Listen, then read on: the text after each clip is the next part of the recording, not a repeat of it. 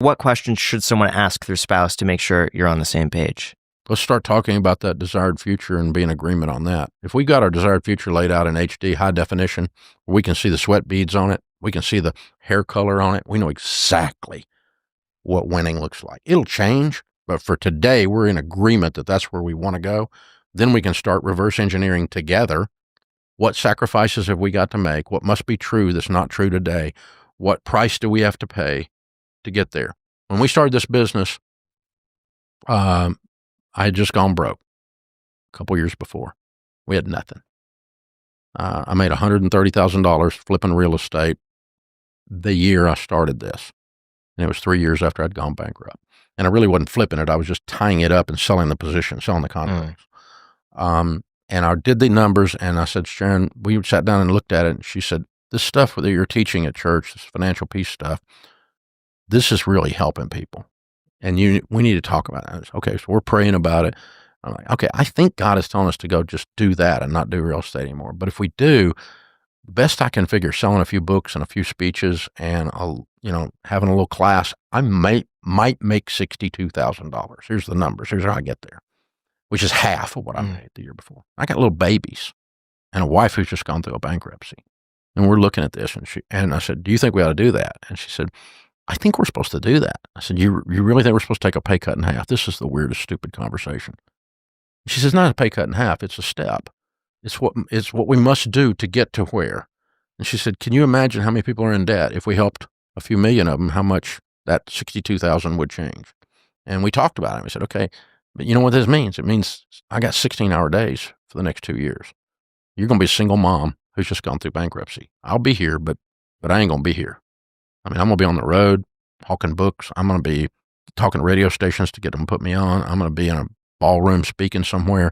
I'm going to be at the back table selling books. I'm going to be at the office till 11 o'clock at night counseling somebody who's broke. I mean, that's what this means. And she's like, yeah, but let's give it 2 years and see what it does. And for 2 years, I worked 16-hour days. But so what do you do? Why am I bringing that out? Not to brag, but obviously it worked out. Okay, no kidding.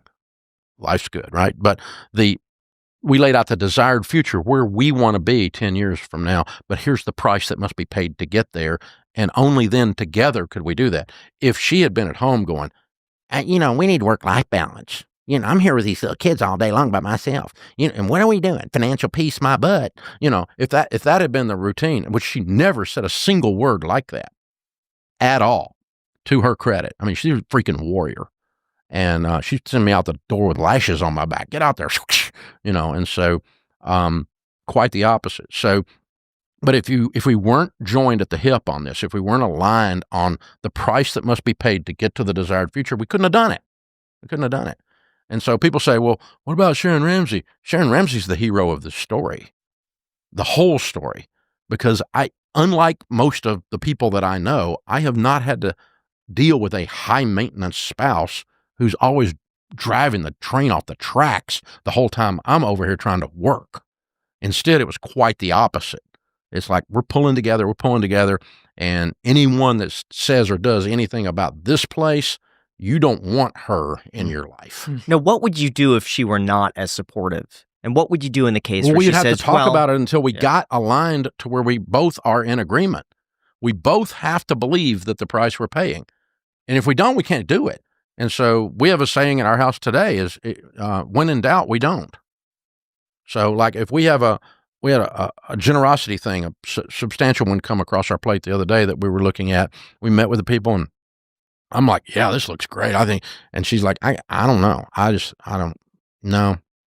Something wrong in the air. I can't tell what it is, but I don't feel right about it. Right? I called the guy up and I go, we're not in right now. We're not going to be able to help right now. Well, did we do something wrong? No, you didn't do anything wrong at all. It's just Sharon and I have to be aligned because it's too much money for us to not. I mean, $100 will do. Yeah, sure. She gripes at me about over tipping all the time, but that's tough. Deal with that. But I'm talking about on major decisions. We need to be aligned, or when in doubt, don't. I mean, I don't come home and I don't buy a car and come home and go, look what I did. And I can afford to buy whatever car I want. I mean, it's not. But we talk about stuff like that before we do that. We certainly don't buy a property. The property I was talking about early in this conversation She was in the truck when I'm sitting on the thing. We drove up on the piece of land. I'm sitting there looking at the traffic, looking at the thing. I'm like, okay, what do you think? She goes, oh, this is good. We're doing this. But if I had bought that thing and she was not aligned, all I would hear about it forever, or vice versa, right? Yeah. If she was trying to get me to do it and I didn't want to do it, and it wouldn't work. It doesn't work when you're not pulling together. When did you go from feeling rich to actually being rich? I don't even know what that means. Well, let's say like going through this bankruptcy at that young age. Obviously, it's going to create some scars that are going to take a while to heal. Yeah. Defining scars, yeah. When would you say you finally felt rich after that? Because you could get rich and be rich, but you may not feel rich after such a traumatic event of filing for bankruptcy at that young age. So when did you actually feel wealthy? Well, we did end up making $62,000 that year. Exactly 62. Yeah, we actually hit it. The projections were devastatingly accurate. And the following year I made 104, and the following year I made 250. And then I did a book deal that was sweet, and took off. Somewhere along in those years, in those early years right there, I remember Sharon, we went to the grocery store, and we had envelopes with our grocery money in it. And I said, you know what, let's do something different when we go to the grocery store. I want you to go in the grocery store, and we've got the money. I want you to buy everything you want. And she filled up a whole buggy with stuff. I said, don't look at the price. If you see something you want in the grocery store, let's just get it. And obviously it was not a huge amount of money, but it felt like we were okay for the first time. You know, it felt like we can buy anything in this grocery store and we're okay. We're okay. It felt okay. And that sounds silly, but it actually happened. And she tells that story occasionally still to some of our friends. She's like, I remember that time we went to the store, and it wasn't like we went to something in New York and she bought a Coach purse, which she has done too, but there's nothing like that. That stuff's here. By then it's like, yeah, whatever. And it's just stuff.